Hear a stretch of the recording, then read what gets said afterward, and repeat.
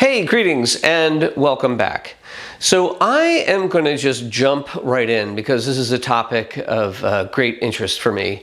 And my starting point for this video is that deciding how to expose an image is not a technical task. That there's a technical aspect to it, but there is no technical or objective standard for what an exposure should be.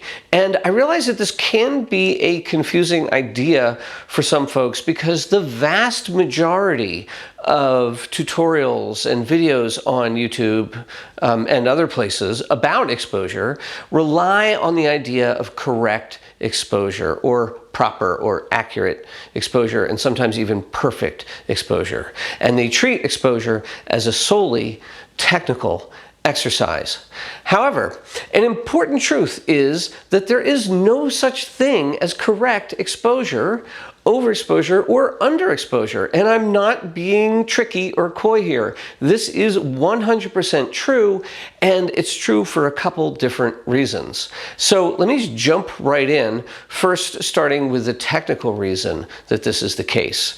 Let's think back to the early days of photography, the first several decades of photography, where the technology was kind of just being worked out, and they were trying to solve problems like how to get predictable or consistent results from image to image, and also from, what we see with our eye in the real world to the image being recorded on the filmic medium to a print of some sort being made.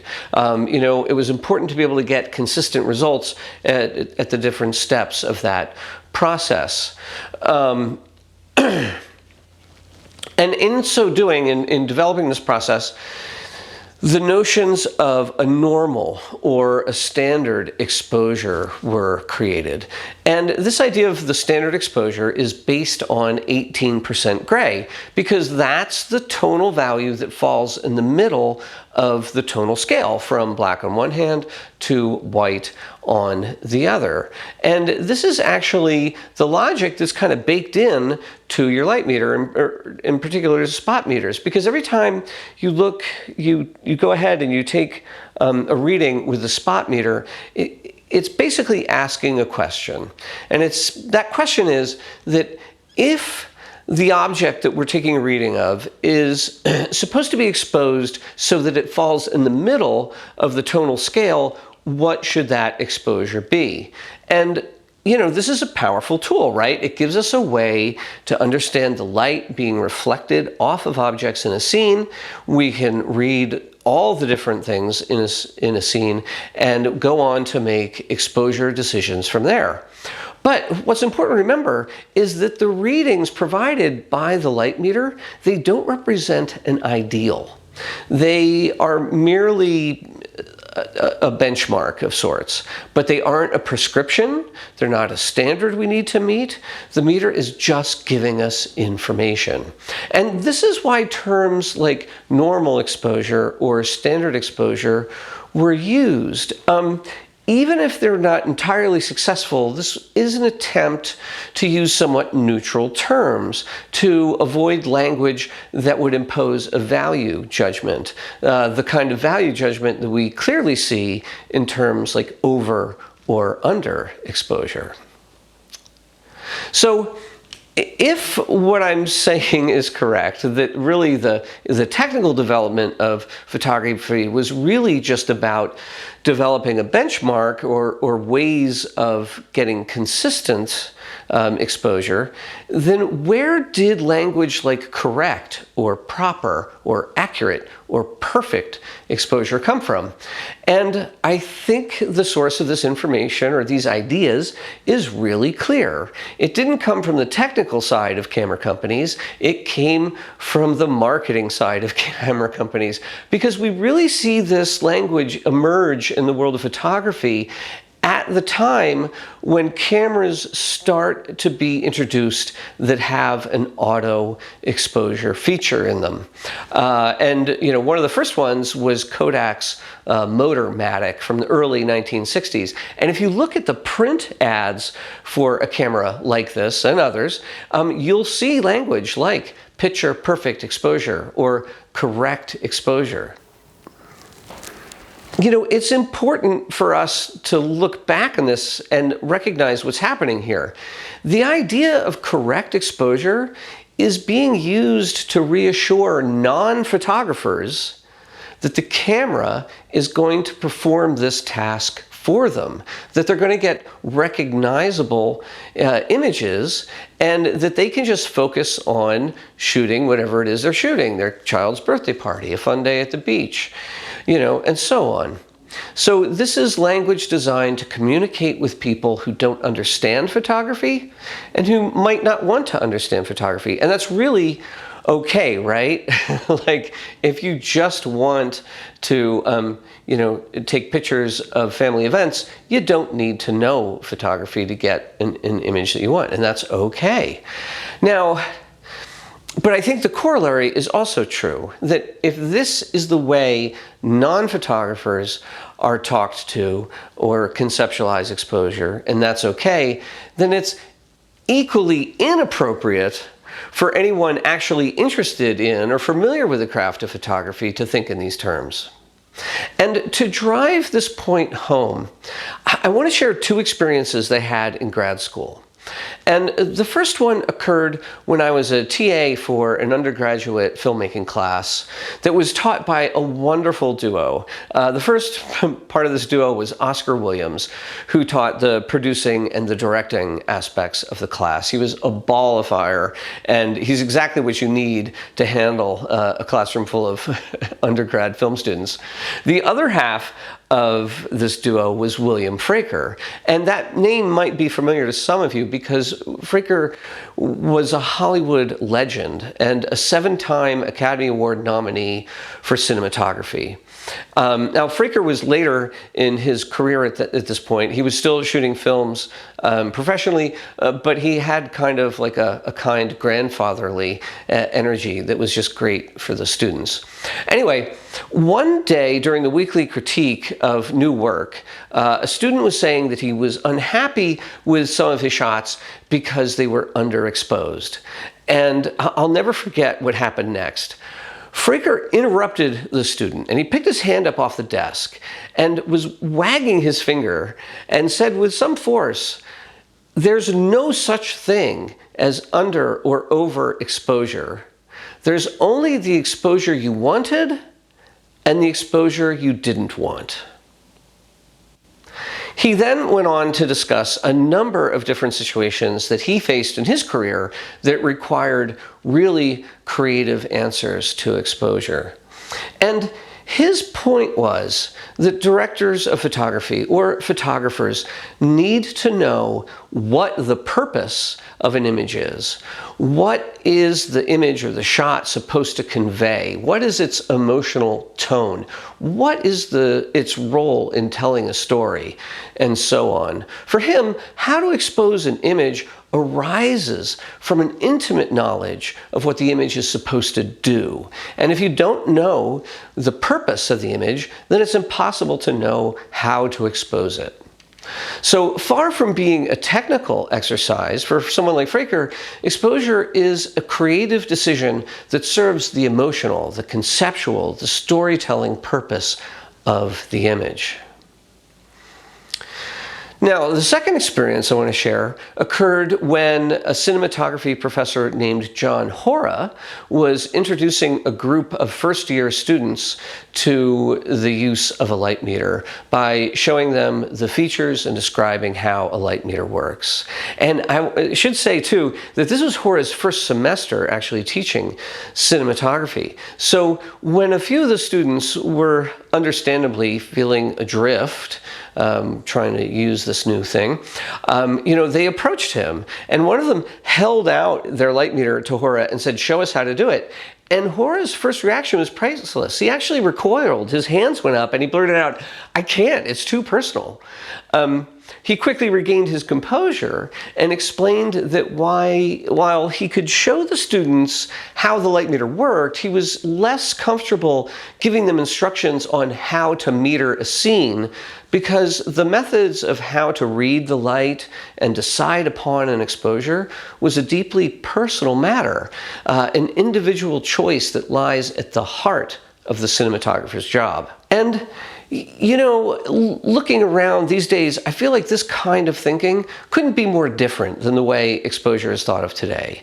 You know, the majority of tutorials I've seen in the past 5 or 10 years treat exposure as a strictly technical exercise. And we can see that there are certain cultures of exposure now, right? Like, you can find hundreds, maybe even thousands of YouTube videos advising us to overexpose by one stop when shooting negative film, or to expose to the right when shooting digital.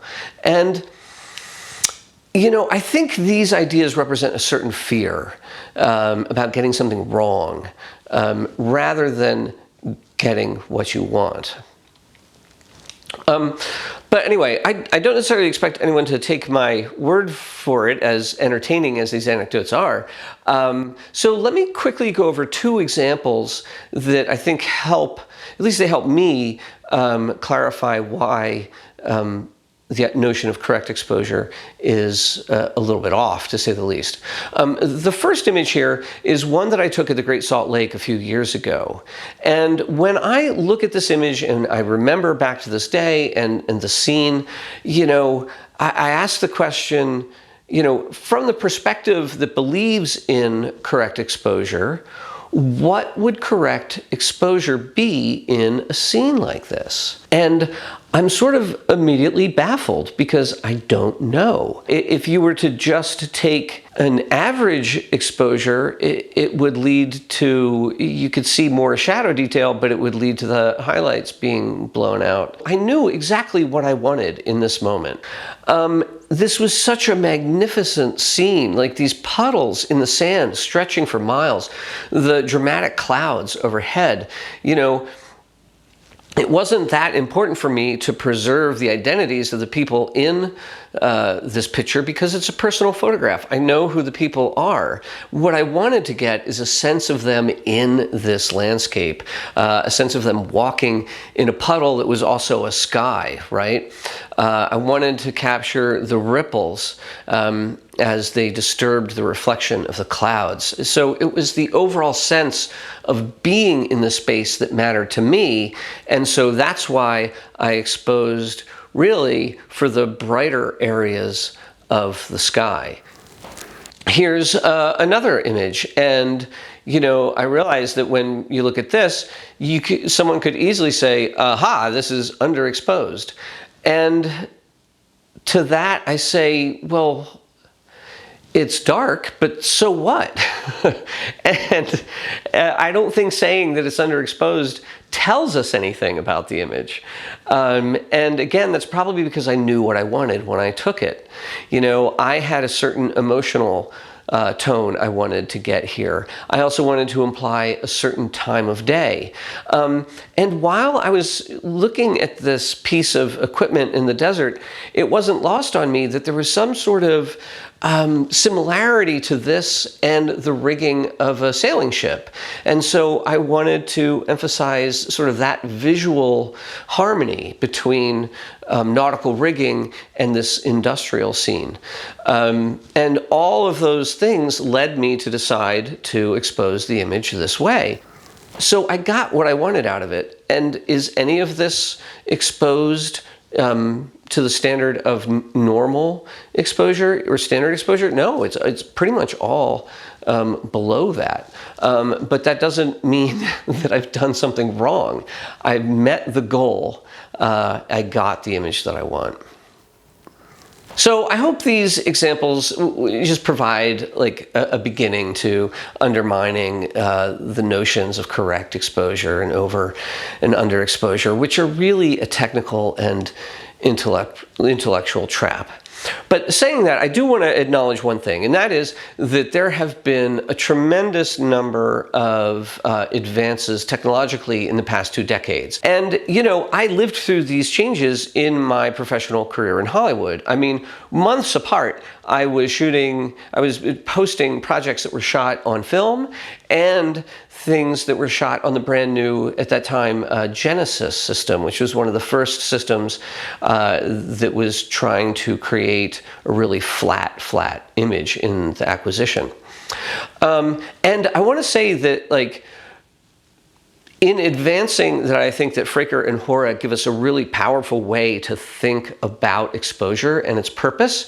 Doesn't mean you have to know everything in advance. I mean, the more we know in advance, the better, but it's not realistic for a still photographer who's shooting a wide variety of subjects to know everything there is to know ahead of time. Editorial is incredibly powerful, and it's a great place to learn about what we do, and it's a great place to experiment. So I'm not saying that we shouldn't do those things, but what I'm saying is that compared to things such as overexposure negative by one stop, or you know, exposed to the right, what those methods of thinking are doing are really saying, they're really treating every image as if they're the same, and that the goals and the purpose of an image doesn't matter in the moment of making the image. And what I want to say is that I think Fraker and Hora give us a far more productive and interesting and meaningful way to think about exposure and what we're doing when we're creating an image. So that's it. I am curious to know what other people think. And I do want to say, I'm sorry, I'm not always the best at responding to comments, but I do so appreciate everyone who watches the videos, who subscribes to the channel, who leaves a comment. And I really want to get better at responding to comments. So, you know, what are your thoughts here? How do you expose and why? What's your thought process about the meaning of exposure? And, you know, if you're thinking about exposure is evolving, how? You know, leave your thoughts and help me get better at my word to be better at responding. Anyway, thanks for watching, and we'll see you next time.